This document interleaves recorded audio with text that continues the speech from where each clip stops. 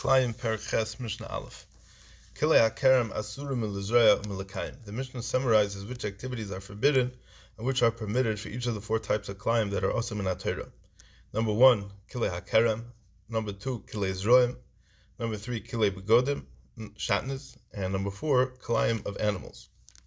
K'lאים asurim milizraya milakayim asurim bahana. K'lאים of the vineyard is forbidden for one to plant or to maintain. That is, a person may not allow k'lאים to remain in his vineyard even if he did not plant it. And one is forbidden to derive benefit from it. K'lאים of the vineyard must be burnt. A person may not sell it or use it in any way. He certainly may not eat it. The next type of k'lאים, k'lאים, asur milizroim l'kayim, is forbidden for one to plant or maintain it in one's field. Mutar ba'achila is permitted for one to eat. V'kol sheken bahana, and certainly to derive other forms of benefit from it. For example, a Jew may buy from a non-Jew a plant that is a product of k'lאים and use it in any way. K'lei b'godim mutar b'chol davar, k'lאים of garments, clothes made from a mixture of wool and linen, commonly known as shatnez, is permitted in every way. That is, a person may make such clothes, keep them, and derive benefit from them. It is prohibited only to wear them. For example, a person may sell clothes that are shatnez. The ikar halachis of shatnez are going to be discussed in the next parak test.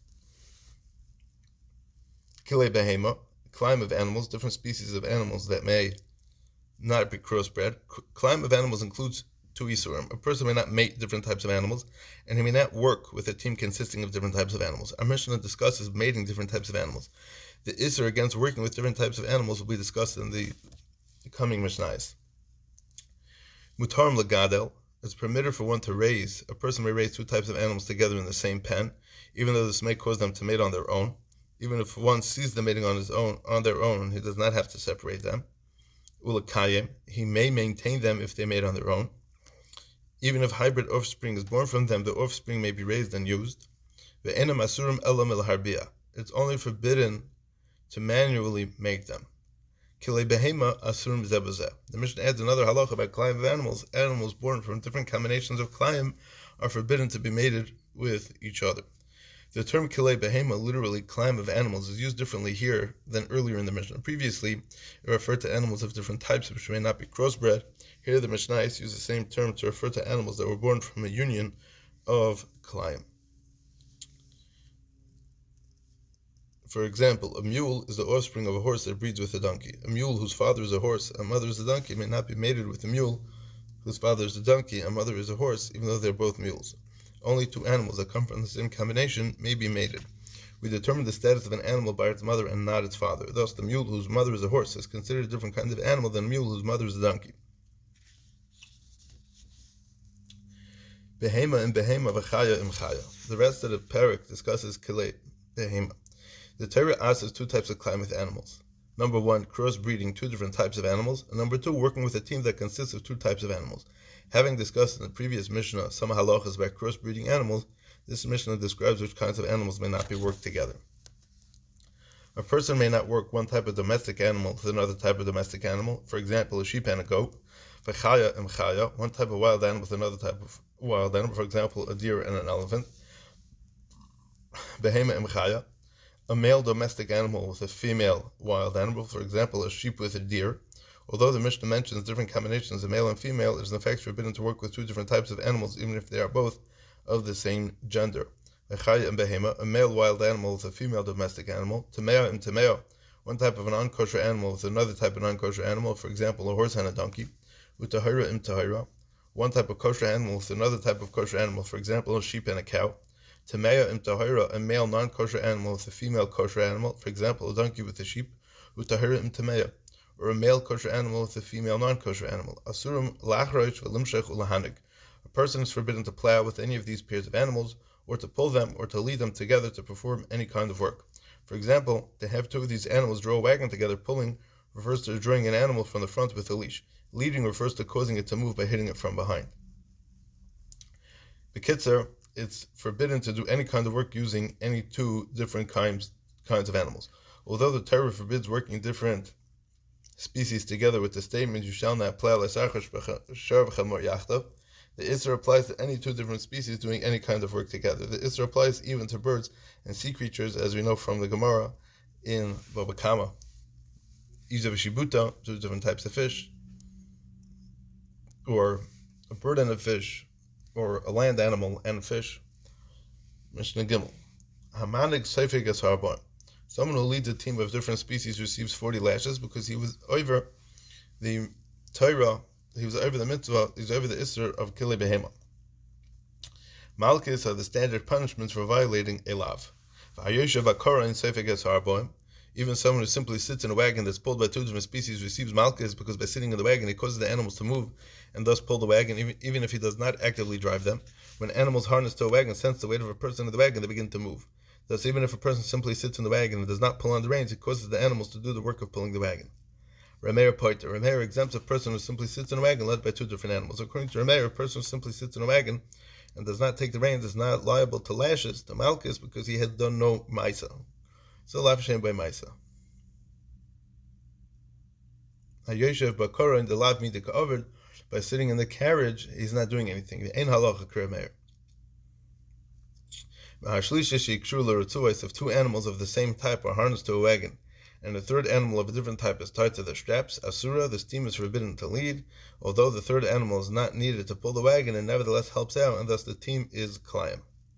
Two horses are enough to pull a wagon, but if a third animal is attached, the wagon will definitely go faster.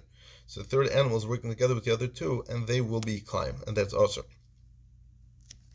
Mishnah Dalet, ein kosher nesasus. If oxen are pulling a wagon, one may not tie a horse to the side of the wagon or to the back of the wagon. It was common to tie a horse to the side of the back of a wagon in order to get the horse used to running while tied to a wagon, and this trained it to pull a wagon. Although a horse tied to one side or to the back does not pull the wagon, at times it pushes the wagon along and helps it move. Thus, it's considered to be working together with the oxen and is climb. A person may not harness a luvdikim, a large animal that resembles a camel, with camels. Even though a luvdikim, or sometimes a luvdikis, looks like a camel, it is in fact a type of donkey and may not be harnessed together with a camel. Rabbi Yehuda says, Kol hanaylodim and asos, all mules born from female horses, afal pisha aviham chamor, even though their fathers are donkeys, mutarim zamzap, they are permitted to be worked one with another. Since every mule is half horse, half donkey, one might have thought that no two mules may be worked together because the horse half of one mule will be working with the donkey half of the other mule. The Mishnah teaches that in fact the status of an animal is determined only by its mother. We disregard its father species. If two mules have the same type of mother, they are considered the same species and may be worked together.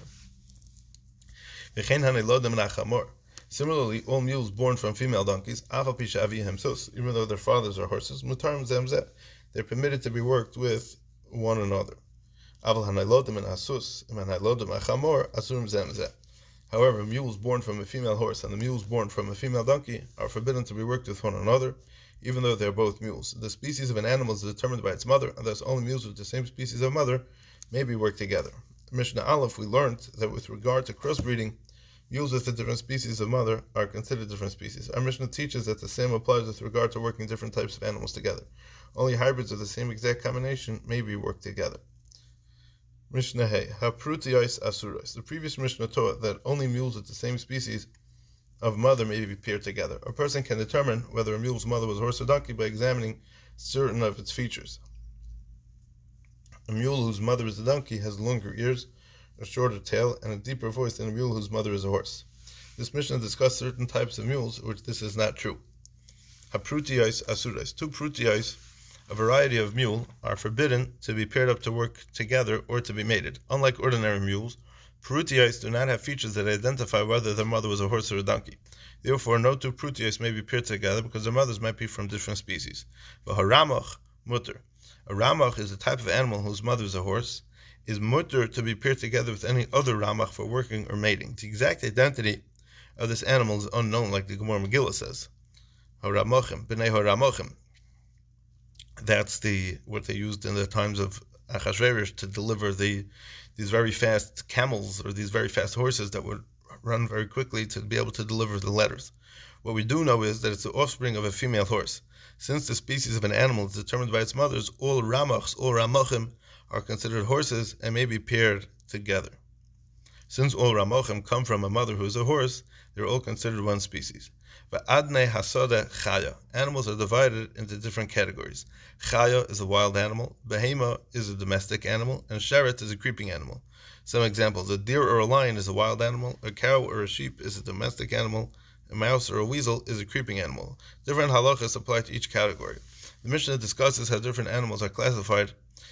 It first discusses whether certain human-like animals classified as a wild animal or a human with regard to some laws of tumah. The Adnei Hasada Chaya. The Adnei Hasada, a certain creature that has human-like characteristics. The Adnei Hasada is an unusual animal unknown to us today, whose face, hands, and legs resemble those of a human. It is attached to the ground by a cord from its navel, and it draws its sustenance from the ground through the cord. If the cord is cut, it dies. The Tveres Yisrael identifies it as a type of ape, like an orangutan, and maybe because they used to, lie low on the ground. The Rav explains this a little bit more. And the Rav says that it's a chaya hagedela basados. It's a wild animal that grows in the field, that lives in the field. U'kumin chevel gadol yotzim min haaretz shegadol by ois chaya. And there's a big rope that grows out of the ground where this chaya lives off. Shmo Yodua, and its name is Yodua. V'hu yedayni hakasa b'Torah. This is the yedayni avoid the yedayni that's usher in the Torah. Mechuber b'tzibura b'ois chevel hayotzim min haaretz, and it's attached to its navel with this rope that's coming out of the ground. Turas odom b'partzuf yadayim v'raglayim. And it has human features of a face and hands and legs.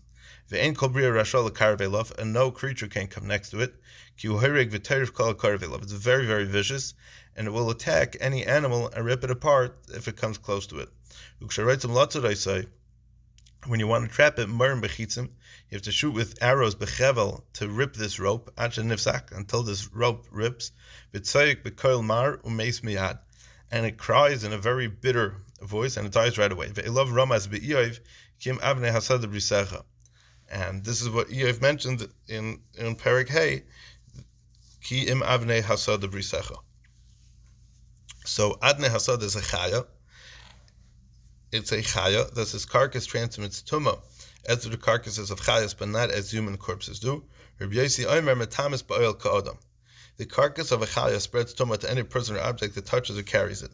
A human corpse transmits tumah in these ways and also through another process known as oil, a roof, as follows. If a person or object forms a roof over a corpse, a dead body, the dead body forms a roof over it, or it is under the same roof as a maze, the person or object becomes tamei. Since the Adnei Hasad is a chaya, its nevela transmits tumah only by being touched or moved. Rabbi Yossi says that metame ba'oil ka'adam. Rabbi Yossi says that Adnei Hasada transmits tumah through a roof as a regular mace does. Anything that will be al pnei hasada, that's coming to be marber, that's coming to include ba'adam shagadol basada, a person that grows in the field, which is like a Adnei Hasada. Hakupad v'chulias hasnoim, a porcupine and a stone marten, a weasel-like animal, are chayas.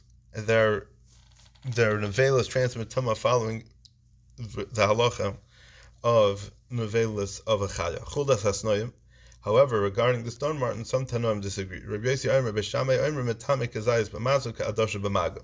Rabbi Yossi says that B'Shamai say the stone marten has some halachas of a chaya and some halachas of a sheret.